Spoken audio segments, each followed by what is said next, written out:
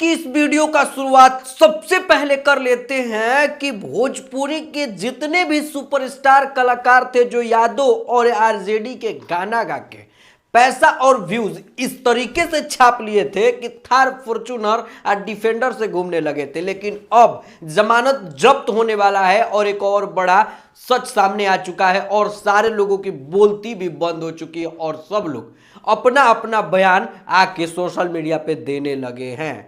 तो लागत है कि रंगदारी छोड़ेंगे पानी। नमस्कार, बिहार में आपका अपना पप्पू यादव B1 बिहार में आप सभी लोगों को स्वागत करता हूं और आज के इस वीडियो में हम आप सभी के लिए लेकर आ चुके हैं एक से बड़ा एक अपडेट। तो वीडियो छोड़ के कहीं मत जाइएगा। चलो भाई देखो अब मैं क्या तो सबसे पहले बात कर लेते हैं, बिहार में भी बुलडोजर का आगमन हो चुका है और बिहार में जितने भी रोड के किनारे कब्जा किए हुए लोग अपने घर को बनाए हुए थे उन सारे लोगों पर सरकार का एकदम एक्शन आ चुका है और उन लोगों पे डायरेक्ट कार्रवाई की जा रही है और उनको 10 दिन का मोहलत दिया जा रहा है। अगर नहीं हटा रहे हैं तो भैया सरकार हटाने का काम कर रही है। और कई ऐसे दलितों का घर टूट गया, बिखर गया, जो कि हाथ जोड़ जोड़ के रोने लगी। उसी में एक वीडियो भी सामने आया है जिस वीडियो में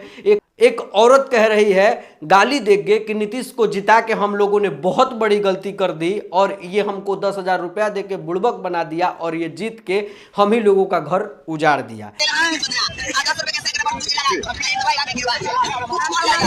खैर, एक चीज सबसे बड़ा चीज और वो चीज ये है कि जितने भी दलितों पर अत्याचार हो रहे हैं उस अत्याचार में यादवों का भी एक बहुत बड़ा फैसला सामने आ चुका है कि जितने भी दलित परिवार के लोग हैं उन लोगों के ऊपर जब बीजेपी सरकार अत्याचार कर रही है तो उन लोगों के पक्ष में हम लोगों को नहीं खड़ा होना है, ऐसा सूत्रों के हवाले से खबर आई है। लोग मर जाएंगे, सबूर हो जाएगा। दोस्त आगे बढ़ जाते हैं और बात कर लेते हैं कि चिराग पासवान से एक प्रेस कॉन्फ्रेंस इंटरव्यू में पूछा गया कि अब तो आपकी सरकार बन चुकी है, अब जो आप लोग 2 लाख रुपए देने का योजना लाए हुए थे वो योजना कब तक उन महिलाओं के अकाउंट में पहुंच जाएगा, क्योंकि विपक्षी एकदम आप लोगों के पीछे भाला लेके खड़ा हो चुका है। तो उन्होंने साफ कहा कि जी हाँ, इसके ऊपर बात चल रहा है और बहुत जल्द इन सारे चीजों को क्लियर किया जाएगा और हर लोगों को हम लोगों ने जो जुबान दिया था वो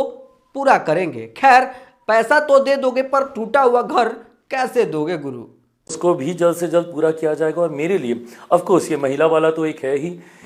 उसी के साथ सम्राट चौधरी का भी एक वीडियो जो कि काफी वायरल हो रहा है और वो शपथ ग्रहण के बाद का वीडियो है जिसमें ये जितने भी अपराधी हैं उन लोगों के ऊपर एक्शन लेने के बारे में कह दिए हैं कि अब बिहार में अपराधी नहीं रहेंगे और वो भी मतलब कि यूपी सरकार की तरह एकदम जोरों शोर से काम करने की तैयारी में है। और एक बात पूरे मीडिया के सामने कहा है और खुल के कहा है कि एक चीज जो कि काफी ज्यादा वायरल हो रहा है कि नीतीश सरकार 10-10 हजार रुपया जो महिला के अकाउंट में दिए हुए हैं उस सारे पैसा को देना पड़ेगा। लेकिन इस चीज से आप लोग निश्चिंत रहिए,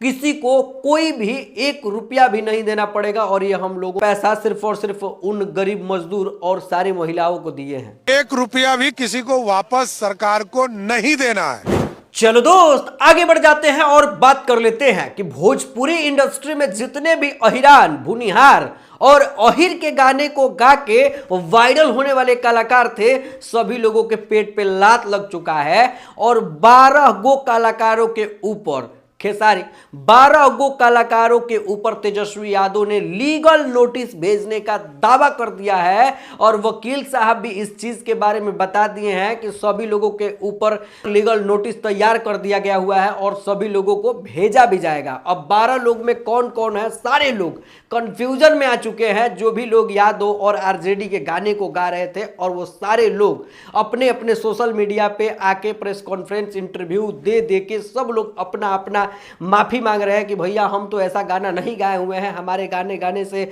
ऐसा नहीं हो सकता है कि सरकार नहीं बनेगा और अपनी अपनी बातों को रख रहे हैं। लेकिन एक चीज, लीगल नोटिस उन लोगों के ऊपर जाएगा और इसमें टुनटुन यादव ने अपना साफ शब्दों में सफाई दे दिया है कि भाई अब तो रंगदारी के ऊपर फोकस करना पड़ेगा, अब हमको यादव और आरजेडी लवर जो गाना है मतलब कि पार्टी के ऊपर गाना को नहीं गाना पड़ेगा। खैर, क्या लगता है आपको, ये सही है या गलत? गाने ऐसे हैं जो जिस पे बैन लगनी चाहिए। चलो दोस्त आगे बढ़ जाते हैं और बात कर लेते हैं। मनी मिराज की जिंदगी बर्बाद हो गई पर बनू द ग्रेट की जिंदगी अब आबाद होने लगी है। अब होता क्या है कि बनू द ग्रेट ने सारी चीजों को पीछे छोड़ आगे निकलने का फैसला ले लिया है और वो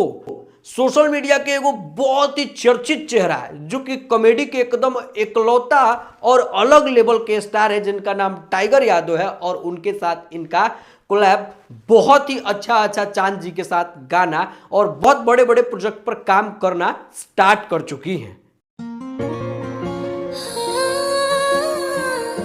लेकिन भाई कायदे से देखा जाए तो आप लोगों ने एक चीज को नोटिस तो किया होगा कि बनू द ग्रेट और टाइगर यादव का जो वीडियो आ रहा है वो एकदम same to same money mirage और बनू द ग्रेट के जितने भी पीछे हुए खेल बेल था ना उन सभी चीजों को एकदम सोशल मीडिया पर रिप्रेजेंट किया जा रहा है और उसी तरीके से जो जो घटना घटा हुआ था बनू द ग्रेट के साथ ना वो मनी मिराज के जगह पर टाइगर यादव को रख के और लोगों को दिखाया जा रहा है जिससे साफ साबित हो जाता है कि मनी मिराज का जिंदगी खतरे में और नजर आ रही है।